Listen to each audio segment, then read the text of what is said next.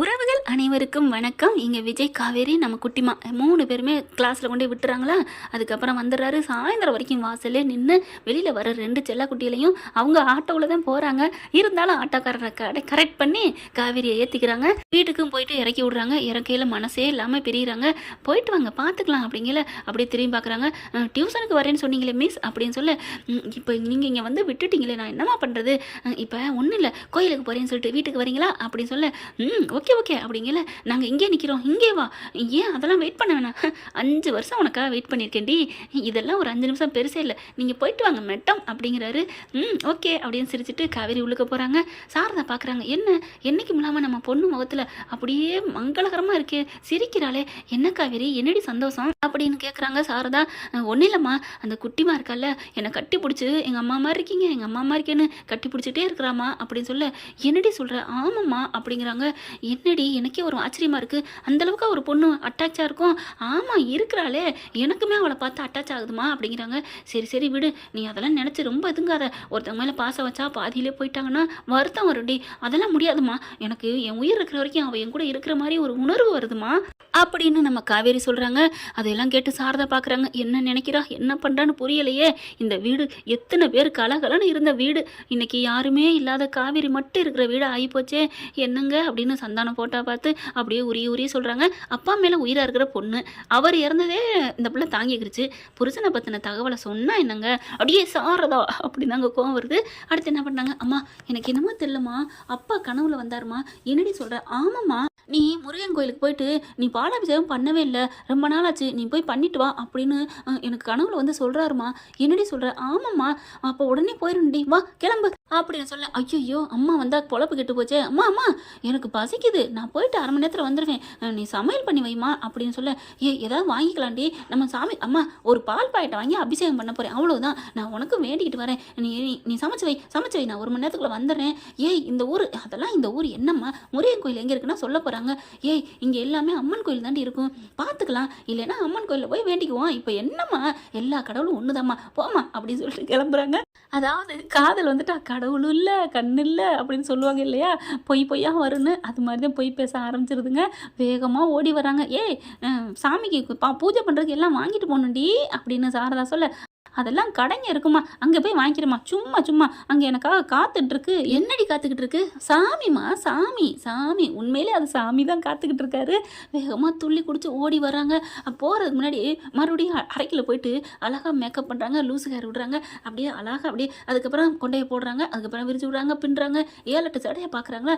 இந்த சுடியார் இருக்குமா, இந்த ஏண்டி கோயிலுக்கு போகிறதுக்கு என்னடி உள்ளுக்கு போய் என்னடி பண்ணுற? அம்மா கோயிலுக்கு போனாலும் நம்ம நறுமணத்தோடு போகணுமா, இப்படிலாம் நாரிக்கிட்டு போகக்கூடாது, நீ போமா, இதெல்லாம் ஒரு நொய்யின்னு கேள்வி கேட்டுட்டு அப்படின்னு சொல்லிட்டு, நீ பயப்படாதம்மா, நான் தான் யாரையும் கல்யாணம் பண்ணலன்னு சொல்லிட்டேன்ல, நீ ஏன் பயப்படுற அப்படின்னு சொல்லிட்டு கிளம்புதுங்க. வேகமாக கிளம்புது. இதுங்க என்ன பண்ணுறாங்க, அம்மா இன்னைக்கு சூப்பராக வருவா பாரு அப்படின்னு குட்டிமாட்ட சொல்கிறாரு. எப்படிப்பா? அப்படித்தான் வருவா பாரு, அப்படி அழகாக லூஸ் ஹேர் விட்டு அப்படி தான் வருவா பாரு, சூப்பரான புடவை கட்டி வருவா பாரு. என்னப்பா சொல்கிறீங்க? ஆமாம் எப்படிப்பா, அதான் சொல்கிறேன்ல பாரு, திரும்பு அப்படின்னு சொல்லிட்டு 2 பேரும் பார்க்குறாங்க. பெட்டு, அவங்க சுடிதாரில் தான் வருவாங்க, நான் பெட் கட்டுறேன், அவங்க சேலையில் தான் வருவாங்க. என்ன பெட்டு கட்டலாம் அப்படின்னு சொல்லல, என்ன பண்ணலாம், ஐஸ்கிரீம் 2 ஐஸ்கிரீம். உனக்கு ஐஸ்கிரீம் ஆசை, எனக்கு அதெல்லாம் இல்லையே அப்படின்னு சொல்ல, சரி உங்களுக்கு என்ன வேணும்ப்பா அப்படின்னு கேட்குறாங்க. எனக்கு என்ன வேணும், என் காவேரி தான் வேணும், நான் இங்கே தான் இருக்கிறேனேப்பா. ஒன்றே இல்லைடா செல்லம், நீந்தா அப்படிங்கிறாங்க. 100 ரூபா பெட்டு கட்டலாமா அப்படிங்கிறாங்க. ஓகே. ஏப்பா 100 ரூபான்னு ஈஸியாக பெட்டு கட்டுறது ஈஸி நினச்சியா? அதெல்லாம் முடியாது, பிரியாணி நீங்கள் சமைச்சு தரணும் அப்படின்னு சொல்ல, ஓகேடா இந்த காவேரி செல்லத்துக்கு இல்லாததா, நான் சமைச்சு தரேன் அப்படிங்கிறாரு விஜய். அதுக்கப்புறம் 2 பேரும் பார்த்துட்டே இருக்காங்க. பச்சை கண் வாங்காமல் பார்க்குறாங்க. ஃபோனை எடுக்கிறாரு விஜய். ஃபோன் எதுக்கு எடுக்கிறீங்க? இல்லைம்மா காணமேன்னு கேட்பேன். அதெல்லாம் இந்த பொங்கலாம் வேணாண்டி. ஏன்டா நான் என்ன போங்காட்டம் பண்ணுறேன்? மெசேஜில் புடவையில் வரவும் அப்படின்னு போட்டிங்கன்னா என்ன பண்ண முடியும்? அவங்க பாட்டுக்கு புடவை கட்டிட்டு வந்தாங்கன்னா அதெல்லாம் முடியாது. அடி பாவி, ஏண்டி சைக்கிள் இப்படி என்ன தப்பாக நினச்சிட்டேன், நான் ஃபோனை தொடலை வச்சுட்டேன், போதுமா, இந்தா நீயே வச்சுக்கோ அப்படின்ட்டு வாசலை பார்த்துக்கிட்டு இருக்காரு. இங்கிட்டு திரும்பி அதுக்கப்புறம் என்ன பண்ணுறாங்க, ஃபோனை எடுக்கிறாங்க. வாட்ஸ்அப்பில் போயிட்டு மிஸ் சுடிதாரில் வரவும் அப்படின்னு சொல்லிட்டு கொடுக்க போகிறாங்க. யதார்த்தமாக விஜய் திரும்புகிறாரு. என்ன பண்ணுற அடியே அப்படின்னு டக்குன்னு சேலையை பிடுங்குறாங்க. சேலை இல்லைங்க, செல்லை பிடுங்குறாரு. ஐயோ டாடி அப்படிங்கல, அது செண்டு போயிடுதுங்க. ஐயோ அப்படிங்கல, போயிடுச்சு அப்படிங்கல. அடி பாவி, இது என்ன உங்கள் அம்மா மாதிரி சீட்டிங் பண்ணுறியா? நான் சீட்டிங்லாம் தான் பண்ணலையே. எல்லாருமே சின்ன பிள்ளை நல்லா இருக்கணும், சின்ன பிள்ளை ஜெயிக்கணும் தான் நினைப்பாங்க. போங்கப்பா அப்படின்னு சொல்ல, நீங்களே சுடிதாரில் வாணி என்னை ஜெயிக்க வைக்கணும், அதெல்லாம் முடியாது, எனக்கு என் பொண்டாட்டியை நான் புடவையில் பார்க்க ஆசைப்படுறேன்னு மனசில் நினைக்கிறாரு. இருந்தாலும் எனக்கிட்ட இருந்து நீ வேகமாக செல்ல பறிச்ச, இப்போ நீ மட்டும் என்ன, அதெல்லாம் முடியாது அப்படின்னு அழிக்க போகிறாரு. நம்ம பாப்பா என்ன பண்ணுறாங்க, அப்பா அழிக்க வேணாம், அதுக்கு வேலையே இல்லை, என்னடா சொல்கிற, அங்கே சூடோ அங்கே பாருங்க அப்படின்னு சொல்ல, நம்ம ஆள் தலக்க வருது. நம்ம பொண்ணு என்ன பண்ணுது, போச்சு தோத்துட்டேன் அப்படின்னு சொல்ல, தோத்துட்டியா நான் உனக்கு 100 ரூபா தரணுமா, தந்துட்டு போகிறேன் போப்பா அப்படின்னு சொல்ல, வேணாடி செல்லம், நீ ஜெயிச்சா என்ன நான் ஜெயிச்சா என்ன, நீ ஜெயிச்சது மாதிரி தான், உனக்கு கண்டிப்பாக பிரியாணி உண்டு, ஓகே டாடி சூப்பர் டாடி அப்படின்னு சொல்லி சிரிக்குது. பார்த்தா அழகா அப்படி மங்களகரமாக புடவை கட்டி லூசுகார் விட்டு சூப்பராக வருதுங்க பாப்பா, காவேரி பாப்பா. அப்படி பார்க்குறாரு, வச்சக்கண்ணு வாங்காமல், எங்கேயோ பார்த்த ஞாபகம் அப்படிங்கிற மாதிரி. அடடா என்னம்மா பார்க்குறாரு, ரசிக்கிறாரு. என்னாச்சு நம்ம அப்பாவுக்கு அப்படின்னு அப்பா பார்க்குது, காவேரி பார்க்குது. இந்த பிள்ளை நடுவில் இருந்துட்டு கை அப்படியே ஆட்டுது. ஹலோ அப்படின்னு சொல்ல, ஒன்றும் இல்லைம்மா அப்படிங்கிறாங்க. என்ன உள்ளுக்குள்ள பாட்டு ஓடுதா, என்ன பாட்டுப்பா ஓடுது, வந்தால் மகாலட்சுமின்னு அந்த பாட்டா, உண்மையிலே லட்சுமி வந்தாதான் அந்த பாட்டு இல்லைம்மா, வேற பாட்டுமா, என்ன பாட்டுப்பா, ஒரு தேவதை அப்படின்னு சொல்லி அந்த பாட்டை போட்டு விடுறாரு. அடடடா சாங்கு கையிலே வச்சிருக்கியாப்பா, என்னம்மா கூகுளில் கேட்டால் வரப்போகுது அப்படின்னு சொல்லிட்டு கிட்டக்க வந்துடுறாங்க. அப்படியே கண்ணாடி இறக்குறாங்க, வச்சக்கணும் வாங்க பார்க்க. நம்ம குட்டி மறந்துட்டு 2 பேருக்கு நடுவில் இப்படி கையை அசைக்குது. ஹலோ என்ன நடக்குதுங்க அப்படிங்கல. ஓ சாரி அப்படின்னு சொல்லிட்டு கதவை திறக்கிறாங்க. நான் பின்னாடி போய் உட்காந்துக்கிறேன் அப்படின்னு சொல்ல, அதெல்லாம் முடியாது, எதுக்கு நீங்கள் பின்னாடி போகிறீங்க, முன்னாடி வாங்க அப்படின்னு சொல்லி முன்னாடி உட்கார வச்சுக்கிறாங்க. பாப்பாவை மடியில் தூக்கி வச்சுக்கிறாங்க. என்ன மேட்டம் பளபளப்பாக வந்திருக்காங்க காவேரி குட்டிமா. நான் சொன்ன மாதிரியே பார்த்தியா, போங்கப்பா, அதான் நீ ஜெயிச்சிட்டேன்னு ஒத்துக்கிட்டேன்ல, அப்புறம் என்ன சரண்டை ஆனதுக்கப்புறம் குத்தி காட்டக்கூடாது அப்படிங்கல. பெரிய காவேரி, என்ன சரண்டை, என்ன குத்தி காட்டுறது, ஒன்றும் இல்லை மிஸ் அப்படிங்கல. உசு அப்படிங்கிறாரு தலைவர்.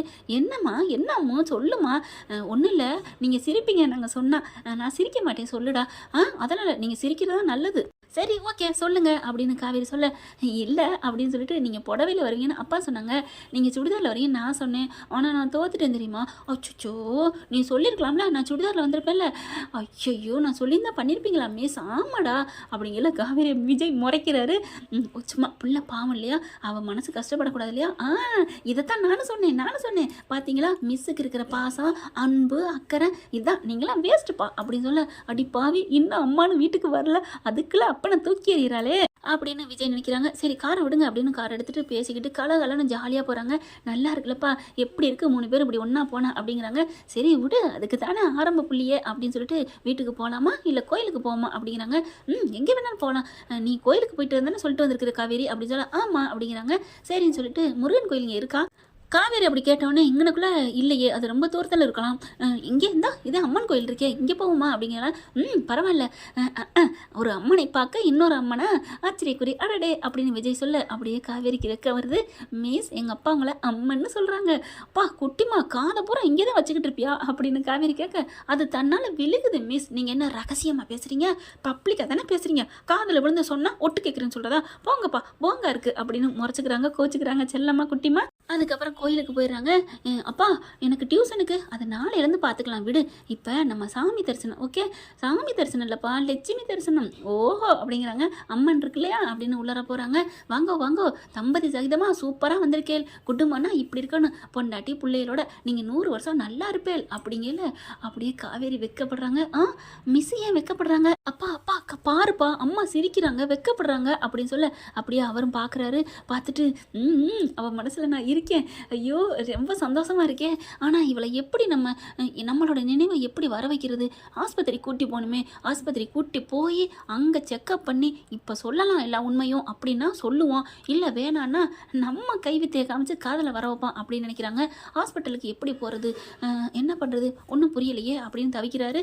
இவளுக்கு ஏதாவது பண்ணணுமே, என்ன பண்ணலாம், சச்சா பாவம் நம்ம பொண்டாட்டி எதுவும் பண்ணக்கூடாது, பாப்பாவுக்கு ஏதாவது முடியலை, ஐயோ அவளுக்கே இப்போ தான் ஜுரம் விட்டுச்சு, நமக்கு என்ன தனக்கு நானே என்ன வச்சுக்கிறது ஒன்றும் புரியலை, சரி இன்னைக்கு நைட்டு ரூம் போட்டு யோசிப்போம், நாளைக்கு அந்த பிளானை எக்ஸிக்யூட் பண்ணுவோம் அப்படின்னு நினைக்கிறாங்க.